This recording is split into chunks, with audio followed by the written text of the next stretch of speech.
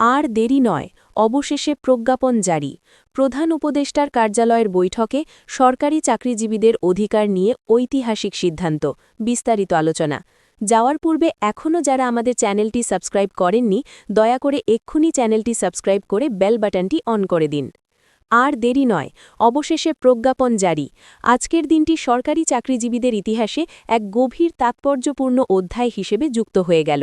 দীর্ঘদিনের প্রতীক্ষা, অনিশ্চয়তা, আলোচনা ও অপেক্ষার অবসান ঘটিয়ে আজ আনুষ্ঠানিকভাবে সেই বহু কাঙ্ক্ষিত প্রজ্ঞাপন জারি করা হয়েছে।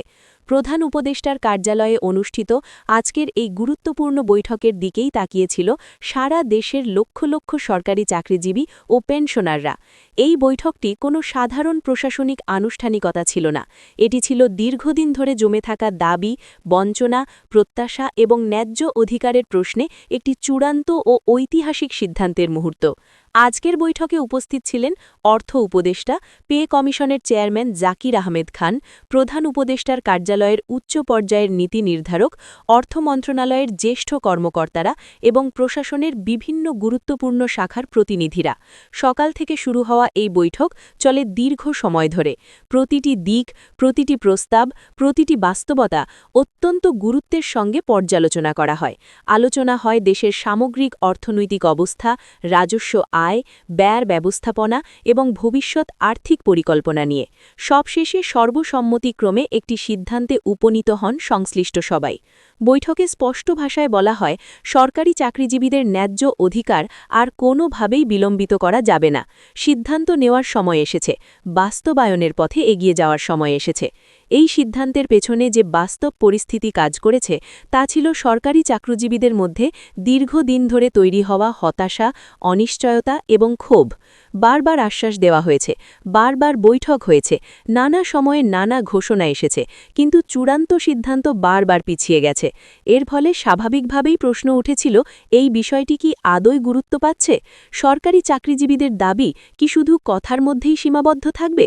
আজকের এই বৈঠক সেই সব প্রশ্নেরই জোরালো এবং স্পষ্ট জবাব দিয়েছে। প্রধান উপদেষ্টার কার্যালয়ে বসে আজ যে সিদ্ধান্ত নেওয়া হয়েছে তা প্রমাণ করে সরকার দায়িত্ব এড়িয়ে যাচ্ছে না, বরং দায়িত্ব নিয়েই বাস্তবতার মুখোমুখি হচ্ছে। বৈঠকের আলোচনায় অর্থ উপদেষ্টা বলেন, রাষ্ট্র পরিচালনার মূল শক্তি হল সরকারি চাকরিজীবীরা। প্রশাসন চালানো, আইন শৃঙ্খলা বজায় রাখা, শিক্ষা ও স্বাস্থ্যসেবা নিশ্চিত করা, উন্নয়ন কর্মকাণ্ড বাস্তবায়ন করা, সব ক্ষেত্রেই সরকারি কর্মচারীদের ভূমিকা অপরিসীম। তারা মাঠে থেকে রাষ্ট্রের জন্য কাজ করে, অনেক সময় সীমিত সুযোগ সুবিধার মধ্যেও দায়িত্ব পালন করে। সেই কর্মচারীদের ন্যায্য দাবি দীর্ঘদিন ঝুলিয়ে রাখা কোনোভাবেই গ্রহণযোগ্য হতে পারে না।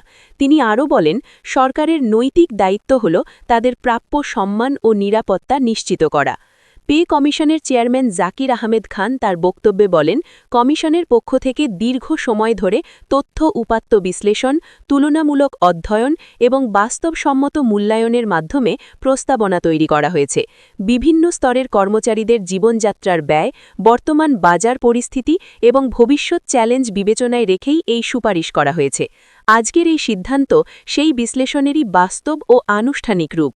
তিনি আশাবাদ ব্যক্ত করেন যে এই সিদ্ধান্ত বাস্তবায়িত হলে সরকারি চাকরিজীবীদের মধ্যে নতুন করে আস্থা ও উদ্দীপনা তৈরি হবে। বৈঠকে আরও একটি বিষয় জোর দিয়ে বলা হয়, বিলম্ব কখনোই সমস্যার সমাধান নয়, বরং দীর্ঘসূত্রিতা সমস্যাকে আরও জটিল করে তোলে এবং আস্থার সংকট তৈরি করে। সরকারি চাকরিজীবীরা শুধু বেতন ভাতা বৃদ্ধির বিষয়েই সরকারের দিকে তাকিয়ে থাকে না, তারা মর্যাদা, নিরাপত্তা এবং ভবিষ্যৎ নিশ্চয়তার প্রশ্নেও সরকারের উপর নির্ভর করে। সেই আস্থাকে ধরে রাখা এবং আরও শক্তিশালী করাই সরকারের অন্যতম দায়িত্ব। আজকের প্রজ্ঞাপন জারির সিদ্ধান্ত সেই আস্থাকে নতুন করে প্রতিষ্ঠিত করবে বলেই মনে করছেন সংশ্লিষ্টরা।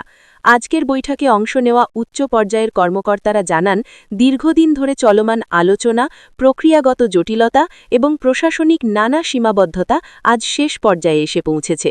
বাস্তব পরিস্থিতি, অর্থনৈতিক সক্ষমতা, বাজেট ব্যবস্থাপনা এবং প্রশাসনিক কাঠামো সবকিছু সমন্বয় করেই এই সিদ্ধান্ত নেওয়া হয়েছে। কোনো এক দৃষ্টিভঙ্গি বা চাপের মুখে নয়, বরং সামগ্রিক জাতীয় স্বার্থকে সামনে রেখেই আজ প্রজ্ঞাপন জারি করা হয়েছে। এই সিদ্ধান্তের ফলে সরকারি চাকরিজীবীদের মধ্যে যে হতাশা ও অনিশ্চয়তা তৈরি হচ্ছিল তা অনেকটাই দূর হবে বলে আশা করা হচ্ছে। দীর্ঘ আন্দোলন, দাবি দেওয়া, আলোচনা এবং অপেক্ষার পর আজ একটি স্পষ্ট বার্তা পৌঁছে গেছে। সরকার তাদের কথা শুনেছে এবং সেই কথার বাস্তব প্রতিফলন ঘটিয়েছে। তাই এই দিনটি শুধুই একটি প্রশাসনিক ঘোষণার দিন নয়, এটি সরকারি চাকরিজীবীদের সংগ্রাম ও প্রত্যাশার ইতিহাসে একটি স্মরণীয় দিন হিসেবে চিহ্নিত হয়ে থাকবে। প্রধান উপদেষ্টার কার্যালয়ে অনুষ্ঠিত এই বৈঠক আরও একটি বিষয় পরিষ্কারভাবে তুলে ধরেছে। রাষ্ট্র পরিচালনায় ভারসাম্য, ন্যায় বিচার এবং মানবিক দৃষ্টিভঙ্গি কতটা গুরুত্বপূর্ণ। সরকারি চাকরিজীবীদের ন্যায্য অধিকার নিশ্চিত না হলে প্রশাসনিক স্থিতিশীলতা, দক্ষতা ও গতিশীলতা বজায় রাখা কঠিন হয়ে পড়ে। সেই বাস্তবতা গভীরভাবে অনুধাবন করেই আজকের এই সিদ্ধান্ত নেওয়া হয়েছে বলে মনে করছেন বিশ্লেষকরা। আজকের প্রজ্ঞাপন জারির মাধ্যমে সরকারের একটি দায়িত্বশীল ও ইতিবাচক অবস্থান স্পষ্ট হয়েছে। এটি শুধু বর্তমান সময়ের একটি সমস্যার সমাধান নয়, বরং ভবিষ্যতের জন্য একটি দিক নির্দেশনা। সরকারি চাকরিজীবীরা যাতে নিজেদের নিরাপদ, সম্মানিত এবং মূল্যায়িত মনে করেন, সেই পরিবেশ তৈরির দিকেই এগোচ্ছে সরকার। আজকের বৈঠকের আলোচনায় সেই বার্তাই উঠে এসেছে। সবশেষে বলা যায়, আজকের এই সিদ্ধান্ত সরকারি চাকরিজীবীদের জন্য নিঃসন্দেহে এক বড় স্বস্তির খবর।